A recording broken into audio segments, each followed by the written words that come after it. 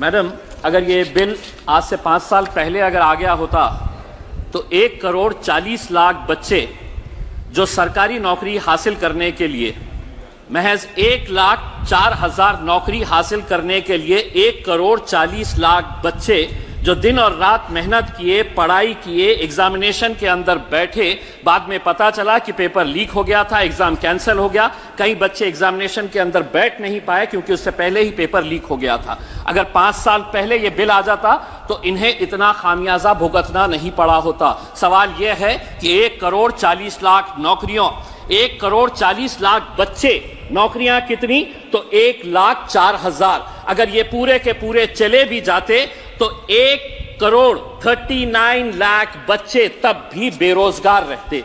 आपने इस बिल के जरिए जो सेंट्रल गवर्नमेंट के जो एजेंसीज है, जैसे ऑर्गेनाइजेशंस है, इंस्टीट्यूशंस है, यूपीएससी है, staff selection commission, railway recruitment boards, ऐसी जितनी भी सेंट्रल गवर्नमेंट की है, उसको इस बिल के दायरे के अंदर लेकर आए हैं। हमारी ये मांग है कि जो राज्य सरकार के जो प्रमुख एग्जामिनेशंस होते हैं उनको भी इस बिल के दायरे के अंदर इसलिए लाना जरूरी हो गया है कि कई राज्य सरकार के नेताओं और कई राज्य सरकार द्वारा ही पेपर लीक के मामले सामने आए हैं। इसीलिए इसको इस बिल के अंदर उन्हें भी लाना जरूरी है। ये जो बिल लाया गया है इसमें हम मंत्री जी से ये पूछना चाहेंगे कि थेफ्ट, एक्सटॉर्शन, रॉबरी और डिस्ट्रक्शन ऑफ क्वेश्चन पेपर्स, इसके लिए सजा का क्या प्रावधान? तो बताया गया है नो स्पेसिफिक प्रोविजन।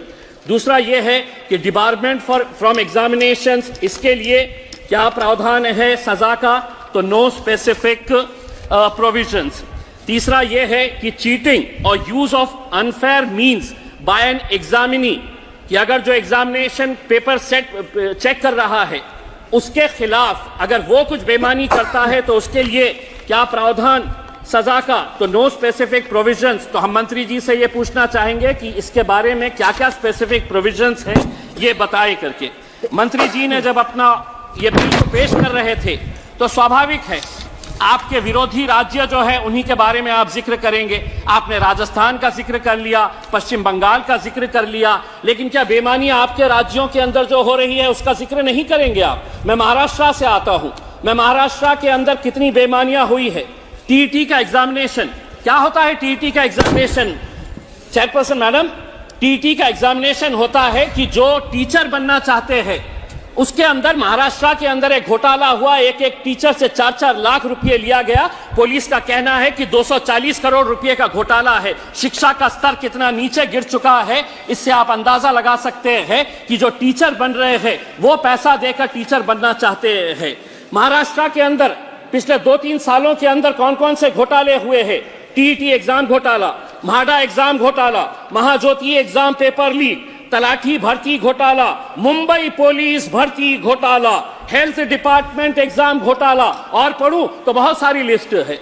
यह आपको नजर नहीं आ रहा है? मेरा तो यह कहना है कि जहां जहां पर भी ये घोटाले हुए हैं उनके खिलाफ सख्त कार्रवाई होनी चाहिए। और दूसरा यह है मंत्री जी, जो बच्चे एग्जाम के अंदर बैठ रहे हैं, एक ग्रामीण इलाके का, रूरल एरिया का बच्चा 6-6 एग्जाम के अंदर बैठता है, केंद्र सरकार के, राज्य सरकार के, उससे आप पैसा लेते हैं, एग्जामिनेशन फीस, एप्लीकेशन की फीस लेते हैं। क्यों इन्हें माफ नहीं किया जा रहा है? एक तो आप नौकरियां नहीं दे रहे हैं और जो बच्चे 6-6 एग्जाम के अंदर बैठ रहे हैं उनसे है तो पैसा। अध्यक्ष महोदय, ये पूरा देश के नौजवान बच्चे आज सदन की तरफ नजर लगाए हुए हैं। अभी तेलंगाना के अंदर ग्रुप 1 प्रिलिमिनरी एग्जामिनेशन 1 जुलाई के अंदर घोटाला हुआ, कैंसिल कर दिए। 3 महीने के बाद फिर होने वाला था, फिर घोटाला सामने हुआ, कैंसिल कर दिए। फिर बाद में कहा गया कि नहीं अब एग्जामिनेशन ले नहीं सकते क्योंकि इलेक्शन आ गया। मेरा यह कहना है कि बच्चों के ऊपर क्या साइकोलॉजिकल असर पड़ता होगा कि इतनी मेहनत करने के बाद भी आज अगर वो एग्जाम नहीं दे पा रहे हैं। मंत्री जी यहां से उठकर चले गए हैं, उन्हें उर्दू अच्छी तरह से आती है। मैं उनसे यह पूछना चाहूंगा कि आज पढ़े लिखे बच्चों की हालत ऐसी हो गई है कि पढ़ो फारसी और बेचो तेल, ये हालत हो गई है। हाईली क्वालिफाइड बच्चे आज क्लर्क की, चपरासी की नौकरी के लिए अप्लाई कर रहे हैं। तो आप कहीं ना कहीं महाराष्ट्र सरकार का भी एक डिपार्टमेंट का एग्जामिनेशन हुआ है। हो गया आपका समय। एक मिनट मैडम प्लीज। 64 पोस्ट है, 64 पोस्ट है, उसके लिए 9,000 बच्चों ने एप्लीकेशन दिए। तेलंगाना का जिस एग्जामिनेशन की बात कर रहा हूं 500 पोस्ट है, अप्लाई कितने किए हैं? 3.5 लाख बच्चे। मैं आपसे ये कहना चाहता हूं, मैं मंत्री जी, मैं आपसे एक सवाल करना चाहता हूं, आंकड़े आपके ही है, आपने एग्जामिनेशन सिस्टम को तो क्लियर कर दिया है, नौकरियां कितनी है ये बताइए। 2022 के अंदर इसी लोकसभा के अंदर रिटर्न रिप्लाई के अंदर ये बताया गया था कि the rush for government jobs continued unabated over the last 8 years, but less than 1% of applications received were selected. Madam, speaker madam, मैं आपको बताना चाहता हूं पिछले 8 साल का जो आंकड़ा है, 22 करोड़ नौजवानों ने नौकरियों के लिए अप्लाई किए। 22 करोड़, सिर्फ 1 मिनट दे दीजिएगा। 22 करोड़, उसमें से नौकरियां कितनी मिली है?